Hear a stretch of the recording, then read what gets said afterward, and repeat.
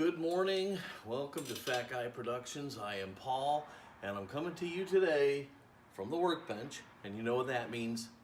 Coin ring time. All right, this is a special order. A customer wanted a coin ring in blue powder coat made from an 1881 Morgan silver dollar. Normally, I don't stock those, and that's a really old year, but apparently it means something very special to him. So he actually sent me the coin. So here's the coin I'm going to use. Now, I've done videos on making coin rings, so I'm going to whiz you right through that part of this today, okay? This is really a video on my powder coating process, okay? So we're going to speed through the process of making this into a ring. Then we're going to slow it down, and I'm going to take you step by step through my process of putting the blue powder coat on here. All right, so with no further ado, let's get right to it.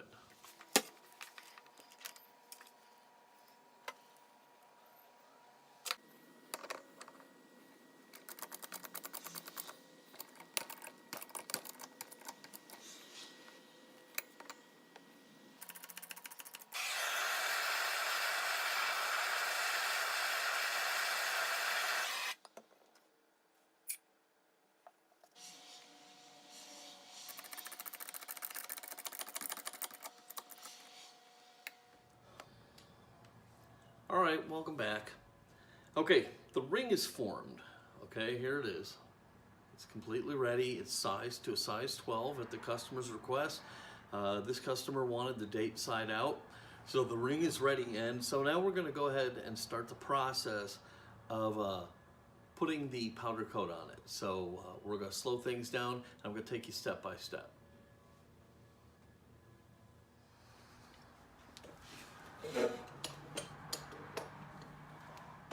I use transparent powder coats from Prismatic Powders. Because these powder coats are transparent, it's imperative to give the ring a good shining. The shiny silver really makes the transparent colors of the powder coat pop. I begin by taking some 3/0 steel wool to the ring and giving it a good shine up. You'd be amazed what just the steel wool will do to the ring.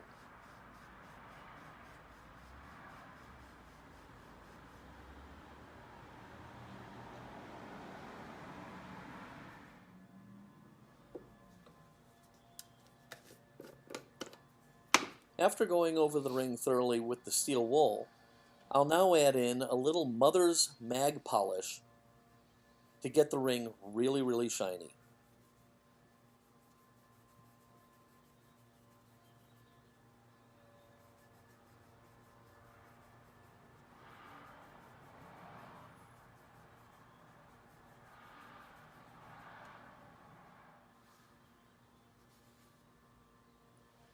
Now I'll take a soft cloth and buff the ring out, and that should be about it.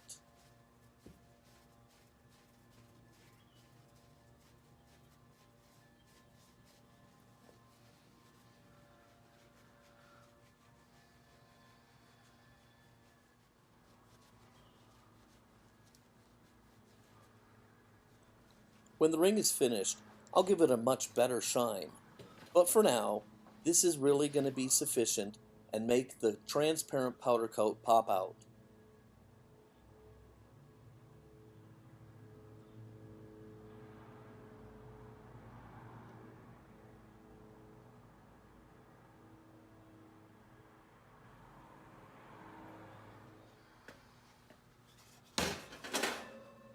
After a quick bath with some Dawn liquid soap, I'll take the ring and I'll pop it into my oven to dry it off and make sure there's no residual moisture. A water drop at this stage can really kill the powder coating.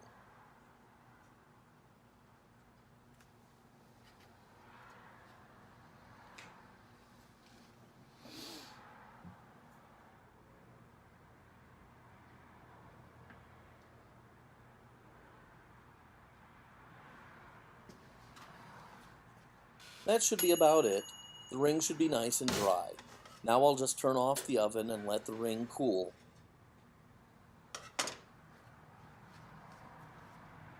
While the ring cools, it's a good time to set up my powder coating system. I use the dual voltage powder coating system from Eastwood. It's far superior than the kit you get at Harbor Freight.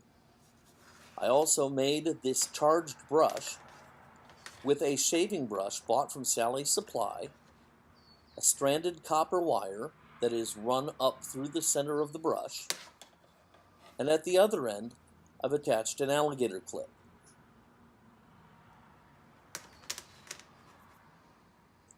The strands of the copper wire stick up through the bristles of the brush and are splayed out.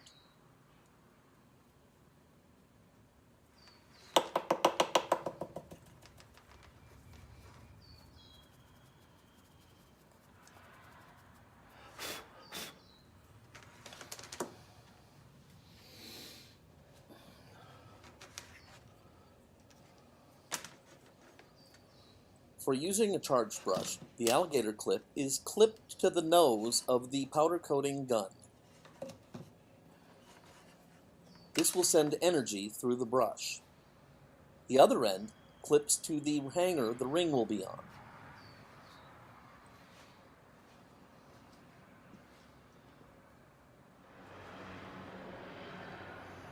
The ring is cool, so now I can begin to prepare it for the powder coating. I start by taking a silicone plug that I have run copper wire through. This acts as both a hanger and provides contact for the electricity to the ring. I simply slide the ring down over the plug, and it blocks powder coat from getting to the center of the ring and also makes the electrical contact.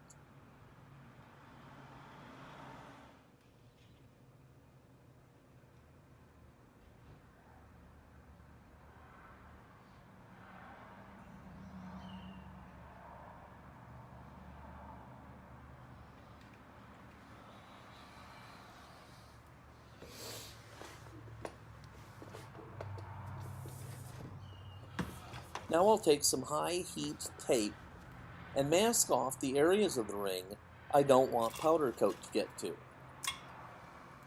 This doesn't need to be perfectly precise, as I'll be sanding down on the ring later, but this will save me a lot of work in the end, so I do the best job I can. I start by taping off the reeded edge of the ring, as I almost never want that to be powder coated.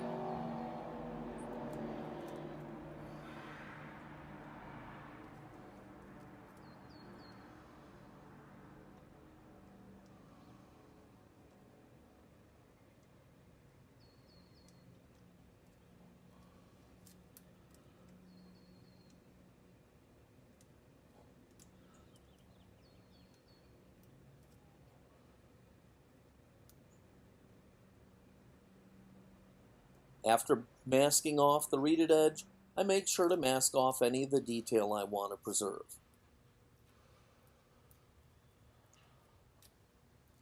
And there you have it, ready for powder coating.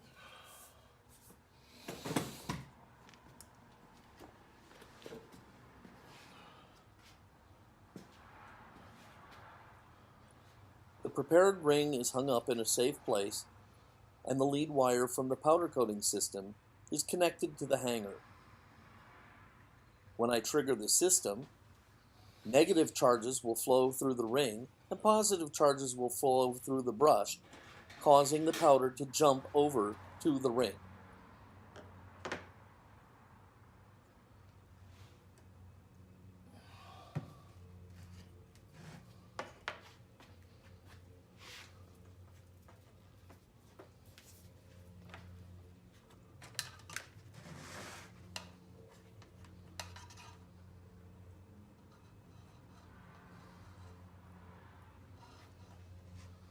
Okay, here comes the very best part. When I trigger the system, watch the powder jump across. It's almost magical. If you trigger it and enough powder isn't moving, you can simply give the brush a slight tap with your finger and more powder will move over to the ring. It's important to move around and ensure that you get a nice, thorough covering of powder on the ring. But remember, you don't want to make this too thick, as we're going to have to sand a lot of it off later. Make it easy on yourself.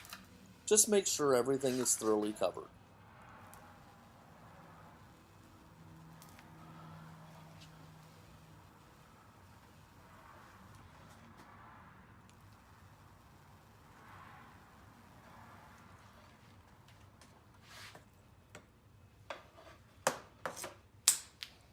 Alright, that looks like about it. Now I can remove the wire from the clip. And it's time to take the ring over to the oven.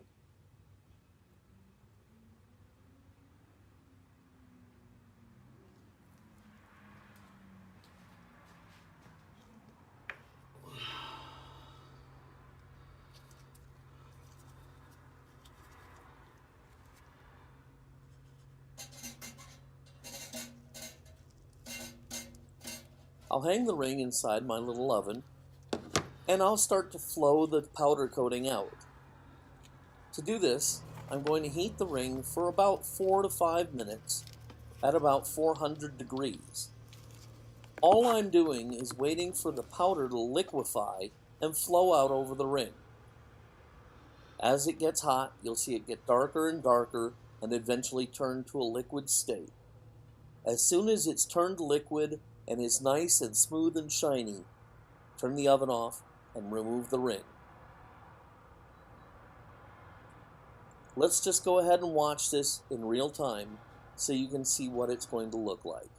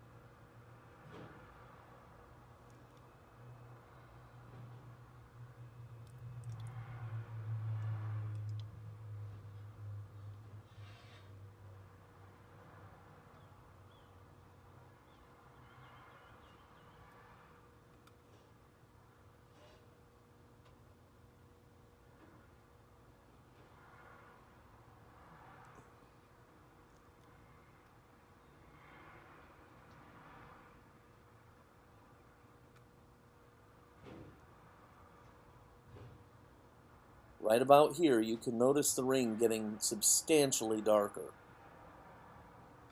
The powder is starting to liquefy. A good flashlight at this stage really helps, but stupid me, the batteries in my flashlight are dead. I'm having to wing it with my bad old eyes.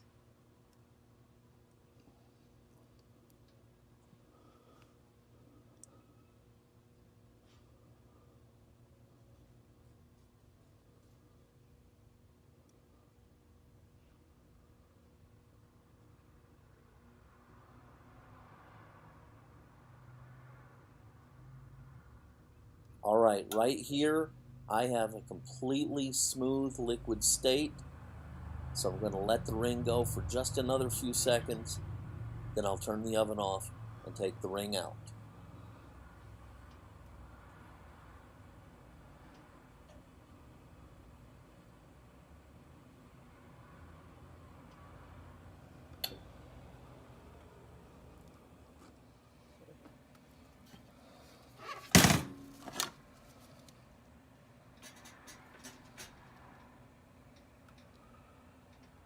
All right, looks good.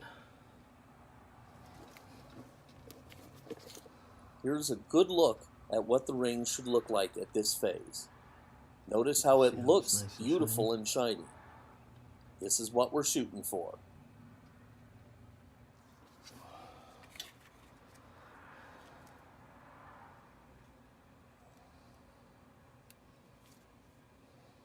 Before the powder coat hardens and cools too much, I'll go ahead and make some slits in the tape and remove it. It's a lot easier to do when the powder coat is still a little bit soft. Be careful though, it's really easy to mess up your powder coat at this stage.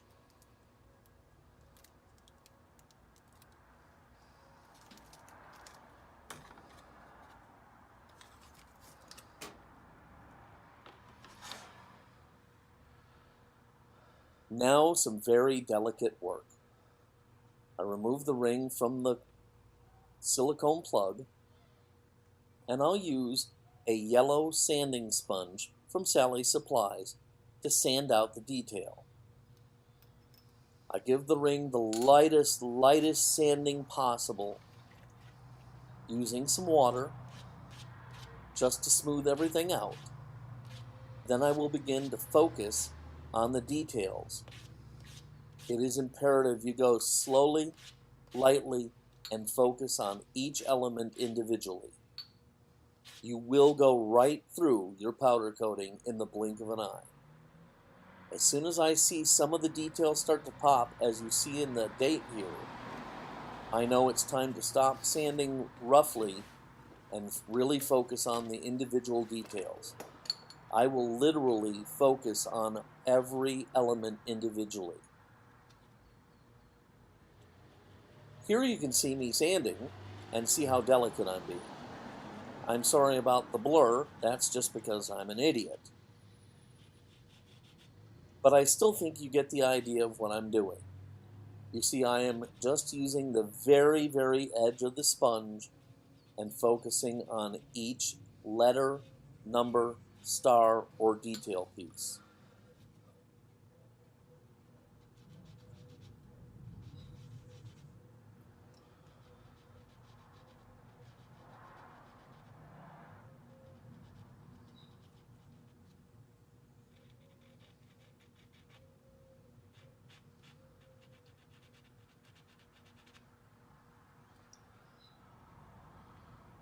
And here is what we're shooting for.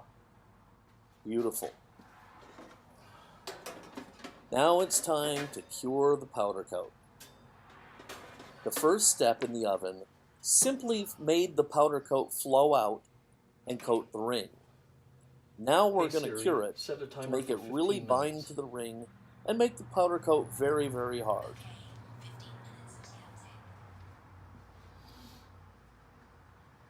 Follow the manufacturer's instructions that come with your powder coat as for how long and what temperature to cook your ring at. I'll be doing this one at 350 degrees for about 15 minutes. 3, 2, 1. Timer's done. Stop. All right. Get it off.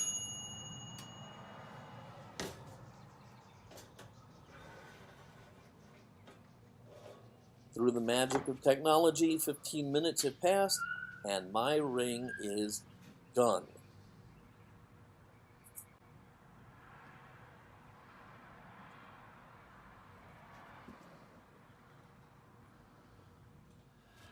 All right, there you have it. That is my entire process for powder coating a coin ring.